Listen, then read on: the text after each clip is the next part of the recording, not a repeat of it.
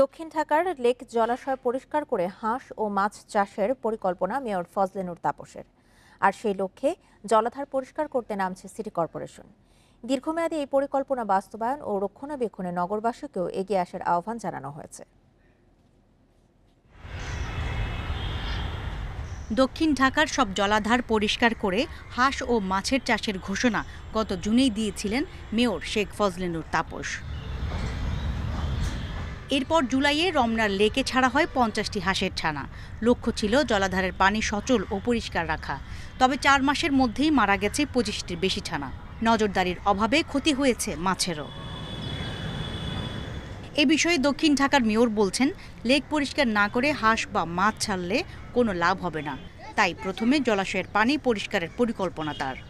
রমনা পার্কে আমরা 50টা ছেড়েছিলাম, কিছু বিষাক্ত পানির কারণে কিছু হাঁস মারা গেছে। আমরা আবার পর্যায়ক্রমে, এটা চলমান কার্যক্রম, আমরা পর্যায়ক্রমে যেখানে মারা যাচ্ছে আমরা আবার বৃদ্ধি করছি। আপনারা লক্ষ্য করবেন আমরা ধলপুরে আমাদের পুকুরে এখন হাঁস ছেড়েছি। সবুজ সজল ঢাকা গড়তে দরকার দীর্ঘস্থায়ী পরিকল্পনা।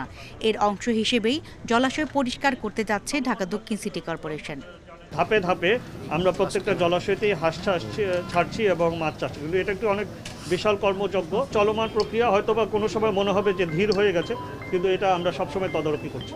সিটি কর্পোরেশনের এই উদ্যোগকে সাধুবাদ জানিয়েছেন নগরবাসীরাও।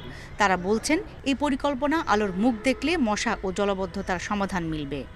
পৃথিবীর অন্যান্য দেশের লেকগুলোতেও কিন্তু এই ধরনের অনেক ধরনের পদক্ষেপ নিয়েছে এবং সেগুলো অনেক দৃষ্টিনন্দন হয়। তা আমরা আশা করব, প্রত্যাশা করব সেই ধরনের আগে জীবাণুমুক্ত করা, পানিগুলোকে পরিষ্কার করা। মাছ হাঁস যাই চাষ করো কোনো সমস্যা নাই, কিন্তু এটাকে মহাপরিকল্পনার মাধ্যমে পরিকল্পিতভাবে এই জলাশয়টা করা ঢাকা শহরের জন্য অত্যন্ত জরুরি। জলাধার পরিষ্কারের পর এর রক্ষণাবেক্ষণ করার দায়িত্ব নগরবাসীর। তাই সবাইকে যার যার অবস্থান থেকে ঢাকাকে সবুজ ও পরিচ্ছন্ন রাখার আহ্বানও জানিয়েছেন দক্ষিণ ঢাকার mayor. Afroza Khatun, independent news, Dhaka.